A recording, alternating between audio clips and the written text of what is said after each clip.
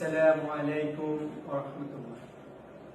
আশা করছি সবাই ভালো আছেন। আমিও আলহামদুলিল্লাহ ভালো আছি। আজ যে বিষয় নিয়ে কথা বলতে যাচ্ছি সেটি হচ্ছে অত্যন্ত গুরুত্বপূর্ণ এই সমাজের জন্য। বর্তমান পরিস্থিতি সার্বিক তদারকি মাধ্যমে জানতে পারে যে বেহাল দশা, যেটাকে বাংলা ভাষায় বলে বেহাল দশা, সমাজের অগ্রগতি উন্নতি থেকে শুরু করে সবকিছুতে বেহাল দশায় পরিণত হয়েছে। বেহাল দশা থেকে বাইরে হওয়ার জন্য আমাদের সবার একতা ঐক্যভাবে কাজ করতে হবে। ইনশাআল্লাহ একতার সংগঠনের মাধ্যমে নিজেদের জাগান দিতে পারবো এবং সব বিষয়ে পরামর্শ ক্রমে সবকিছু হ্যান্ডেলিং করে সবকিছু তদারকি করে কাজের প্রতি মনোযোগ দিয়ে বাস্তবায়ন করতে পারবো ইনশাআল্লাহ।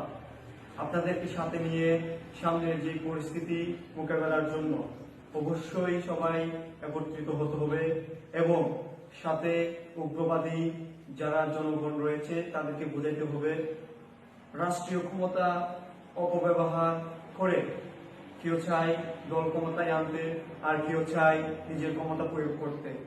এই দুইটাকে চেক করে ওইখান থেকে আমাদেরকে নিজেদেরকে বাহির করে আনতে হবে এবং এর সাথে নিজেদের একত্রতার সাথে কাজ করে মনোবল সহকারে একত্রিত হয়ে নিজেদের জাগান দিতে হবে এবং এই দেশে একটি সুশৃঙ্খল ইসলামিক রাষ্ট্র গঠনের জন্য একটা সুশান্তি ইসলামিক দল তুলে আনতে হবে। এরই জন্য আমাদেরকে সবার একত্রিত হতে হবে এবং পরিশ্রম করতে হবে। মানুষের দ্বারে দ্বারে মানুষের বাড়ি বাড়ি গিয়ে তাদেরকে বুঝাইতে হবে এক আল্লাহর শাসন, এক ন্যায়তন্ত্র শাসন এই জমিনে চলবে ইনশাআল্লাহ।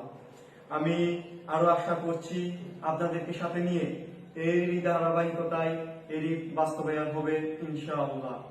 আমি আমার ছোট জ্ঞানে এইটুকু বলতে চাই, আপনারা যদি একত্রিত হয়ে বাংলাদেশ জামাত ইসলামীকে একটি করে ভোট দেন কিংবা সাপোর্ট করেন, তারই ধারাবাহিকতায় কর্মী হন এবং পাঁচ ওয়াক্ত নামাজের দিকে আসেন, আল্লাহর রাস্তার দিকে আসেন এবং তারই ধারাবাহিকতায় নিজেদের পরিবর্তনই হবে এবং এক আল্লাহর জন্য নিজেকে পরিবর্তন করুন। নিজের ব্যক্তিগতা এবং লোক দেখানো ইবাদত থেকে দূরে থাকুন এবং মহান আল্লাহর কাছে আমারই চাওয়া আমি সহ সকলকে হেদায়েত দান করুন। ইয়া রাব্বুল আলামিন, তোমার কাছে একটি বলে মওলা, এখানে সমাবেশে যারা আমার কথা শুনছে এবং আমি সহ সবাইকে বোঝার তৌফিক দান করো। এরই কথার মধ্যে দিয়ে আমার সংক্ষিপ্ত আলোচনা শেষ করলাম। ওমা তৌফিক ইল্লা বিল্লাহ। আসসালামু আলাইকুম ওয়া রাহমাতুল্লাহ।